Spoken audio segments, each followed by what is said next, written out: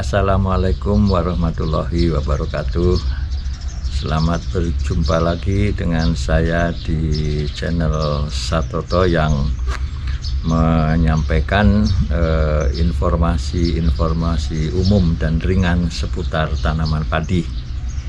Di hari ini kita akan berbicara satu topik yang kadang-kadang menjadi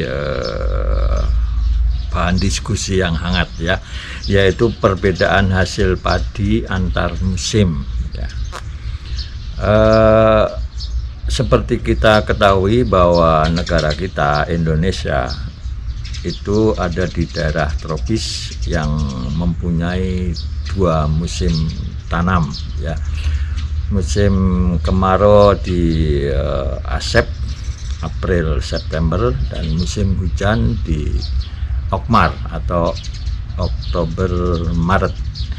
Nah, dan dengan fenomena perubahan iklim, kedua musim tersebut kadang-kadang agak susah dicari batasnya. Tapi keduanya tetap mempunyai karakter-karakter yang berbeda, yang boleh jadi bisa mengakibatkan atau menyebabkan perbedaan hasil gabah meskipun kita menggunakan varietas yang sama. Nah, ini saya ada tulisan, kebetulan ya, tulisan lama saya tulis di ini jurnalnya ini, Iptek Tanaman Pangan di 2013, ya. Kedua musim yang saya maksud, itu musim kemarau dan musim hujan, itu memiliki karakteristik yang berbeda, ya. Antara lain pada curah hujan, suhu udara, kemudian kelembaban, radiasi surya, dan keawanan atau mendung tidaknya cuaca. Nah, itu kadang-kadang bisa menyebabkan atau ada kemungkinan menjadi penyebab perbedaan hasil antar musim tersebut. Nah, ini tulisan ini lama, maka saya akan ya agak menyontek, itu mungkin bukan agak, saya beberapa ini akan menyontek gitu ya dari tulisan saya sendiri. Ini ada beberapa percobaan, tetapi tidak bisa dari percobaan-percobaan tersebut diambil satu kesimpulan bahwa salah satu musim itu memberikan pengaruh atau hasil yang lebih tinggi, karena sangat bervariasi. Kadang-kadang musim kemarau lebih tinggi, kadang-kadang musim hujannya yang lebih tinggi. Jadi memang tidak bisa kita menyimpulkan, agak terlalu sulit menyimpulkan salah satu musim itu bisa memberikan hasil yang lebih tinggi, karena memang pada dasarnya, pada awalnya itu pada pemuliaan tidak ada program yang khusus merakit varietas yang diperuntukkan untuk musim kemarau atau merakit varietas yang khusus diperuntukkan untuk musim hujan. Nah, baru kemudian kalau varietas itu sudah terjadi, mungkin pemetaan ataupun adaptabilitas itu perlu dikaji bahwa oh, varietas ini cocok untuk musim kemarau, varietas ini cocok untuk musim hujan, terkait dengan karakter unggul yang dia miliki, ya. Maksud saya terkait dengan ketahanannya terhadap hama penyakit. Misalnya kalau musim hujan itu kebanyakan pada umumnya itu kelembaban tinggi, sehingga mungkin penyakit-penyakit yang disebabkan oleh cendawan itu dominan di situ. Oleh karena itu, kalau kita akan membudidayakan padi pada musim hujan, kita harus memilih varietas-varietas yang toleran terhadap penyakit-penyakit yang disebabkan cendawan atau jamur gitu, ya. Misalnya blas ataupun yang lain. Kalau musim kemarau ada kecenderungan hama yang akan lebih dominan di situ ketimbang penyakit, ya. bisa penggerek, bisa warna coklat, apapun. Ini ada data ya yang disajikan dalam bentuk histogram ya. Yang hitam ini adalah hasil pada musim kemarau ya, yang hitam. Kemudian yang putih ini hasil pada musim hujan. Data diambil dari 2001 sampai 2010. Kalau kita lihat ini antara hitam dan putih kan nggak selalu menunjukkan ini yang sama ya, kecenderungan sama. Kadang-kadang yang putih di atas, kadang-kadang yang hitam di bawah, sehingga kita tidak bisa menyimpulkan bahwa salah satu musim itu lebih baik dalam kaitannya untuk meningkatkan produksi gitu ya. Tetapi betapapun senjang hasil itu kemungkinan tetap ada. Jadi beberapa upaya mungkin perlu dilakukan untuk mengurangi senjang hasil itu, sehingga kalau salah satu varietas itu sudah terlanjur diminati, digandrungi, bagaimana upaya kita supaya varietas tersebut berpenampilan ataupun penampilannya tetap sama bagus di dua musim itu ya. Jadi antara lain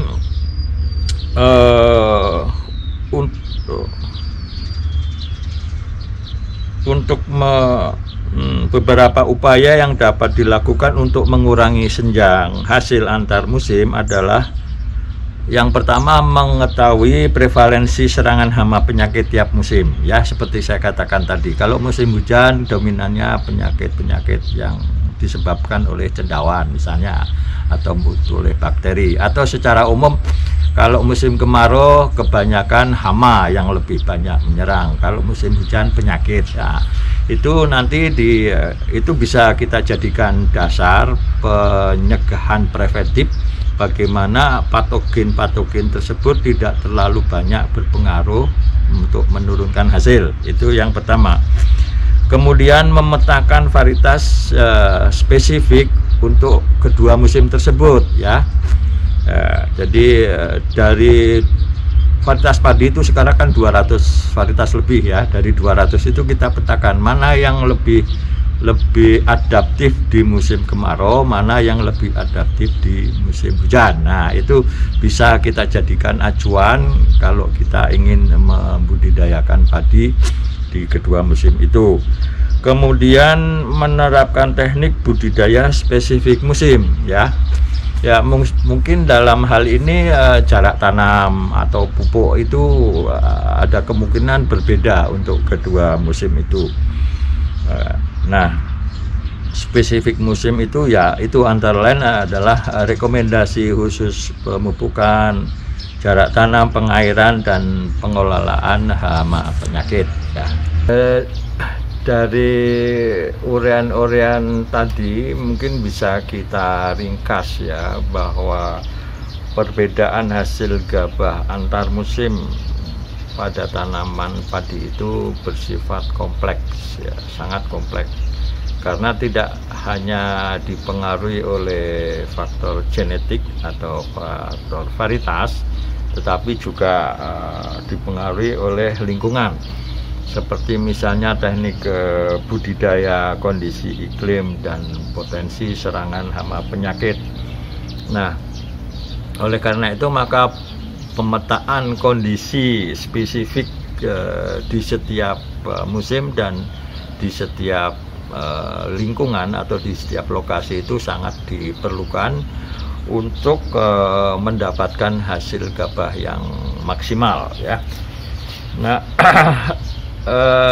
kompleks tadi juga bisa berarti bahwa varietas spesifik musim dan lokasi tersebut perlu juga dilengkapi dengan informasi keunggulannya terhadap hama penyakit yang berisiko di setiap musim maupun setiap tanam. Karena apa ini perlu spesifik atau perlu detail? Karena misalnya untuk hawar daun bakteri atau kresek itu di sawah Indonesia yang dominan itu ada 3 patotipe ya, patotipe 3, patotipe 4, dan patotipe 8.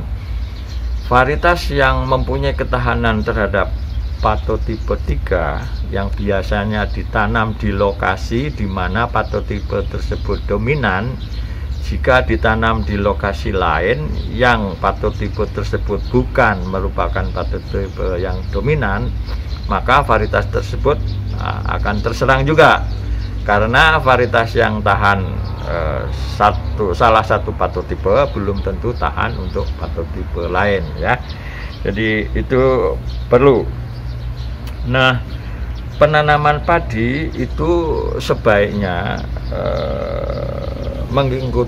dilakukan mengikuti rekomendasi teknologi spesifik lokasi dan spesifik musim ya. Namun demikian tidak bisa dipungkiri, meskipun kita sudah memetakan lokasi, sudah mengidentifikasi varietas, keunggulannya, ketahanannya, tetapi faktor perubahan iklim itu bisa juga menyebabkan sering terjadinya pergeseran ataupun hasil habah antar musim itu tidak konsisten ya, ada fluktuasi di sini.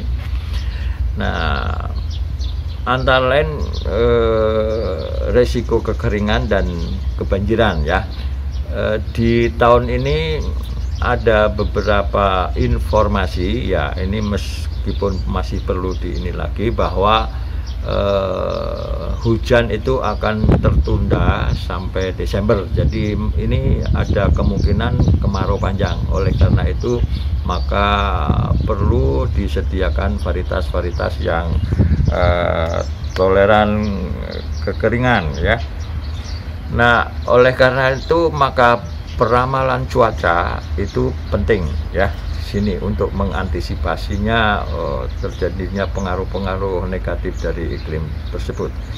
Jadi bisa kita ringkas bahwa untuk mengeliminir pengaruh negatif musim yang menyebabkan terjadinya perbedaan atau tidak konsistenan hasil padi, itu pertama perlu dilakukan identifikasi varietas cocok di musim apa, kemudian pemetaan lokasi yang di musim mana dia itu sangat bagus, dalam arti sering memberikan daya dukung yang bagus untuk produktivitas padi, dan juga peramalan cuaca. Mungkin itu aja ya, artinya 3 hal yang bisa kita jadikan acuan kasar gitu, supaya perbedaan hasil antar musim itu tidak terlalu ekstrim.